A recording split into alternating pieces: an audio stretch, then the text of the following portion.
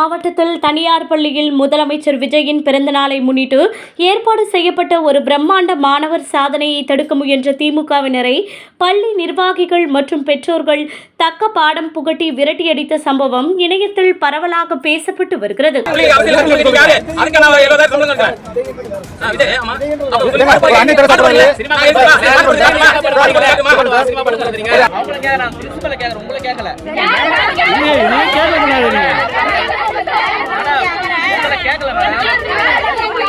எங்கள் ஜிஎஃப்சி ஸ்கூலில் குட்டீஸ் world record for Tamil Nadu CM அப்படிங்கிற ஈவெண்ட்டை நல்லபடியாக நடத்தி முடிச்சுட்டு இருக்கும் போது எதிர்கட்சி அண்ணனுங்கெல்லாம் தண்டிக்கிறோம் அப்படின்னு சொல்லிட்டு உள்ளே வந்துட்டாங்க வழக்கம் போல். அதுக்கப்புறம் என்ன ஆச்சு அப்படின்னா ஒன் சைடாக அவங்க என்ன பேசுனாங்களோ அதை மட்டும்தான் எல்லா நியூஸ் சேனல்லையும் காமிச்சிட்டு இருக்காங்க. அதுக்கப்புறமா எங்கள் சைட்லேருந்து எங்கள் பேரண்ட்ஸ், எங்களோட அவுட் சைட் பேரண்ட்ஸ் எல்லாரும் என்ன பேசுனாங்க அப்படி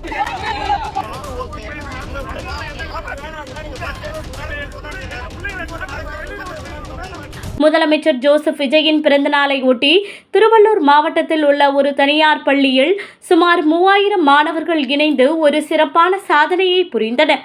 மாணவர்கள் ஒன்றிணைந்து விஜயின் உருவத்தை உருவாக்கும் நிகழ்வில் ஈடுபட்டிருந்தனர். பள்ளி நிர்வாகம், ஆசிரியர்கள் மற்றும் பெற்றோர்களின் முழு ஒத்துழைப்புடன் நடைபெற்ற இந்த நிகழ்வு மாணவர்களுக்கு மகிழ்ச்சியான அனுபவமாக அமைந்திருந்ததாக கூறப்படுகிறது. இந்த நிகழ்ச்சியை கெடுக்கும் வகையில் திமுகவினர் பள்ளிக்குள் புகுந்த மாணவர்களின் பெற்றோர்கள் போல வேடமிட்டு அடாவடியில் ஈடுபட்டனர். இந்த அடாவடிக்கு பள்ளி நிர்வாகிகள், மாணவர்களின் பெற்றோர்கள் மற்றும் உள்ளூர் பொதுமக்கள் உடனடியாக எதிர்ப்பு தெரிவித்தனர். திமுகவினரை சுற்றி வளைத்து கடுமையாக எதிர்த்து பேசி பள்ளியிலிருந்து விரட்டியடித்தனர். பள்ளியில் அரசியல் செய்ய வராதீர்கள், எங்கள் குழந்தைகளின் எதிர்காலத்தை கெடுக்க அனுமதிக்க மாட்டோம் என்று மக்கள் ஆவேசமாக குரல் எழுப்பினர். இது ஒரு தனிப்பட்ட சம்பவம் அல்ல, திமுகவின் தொடர் செயல்பாடுகளின் ஒரு பகுதியே இது என கூறுகின்றனர்.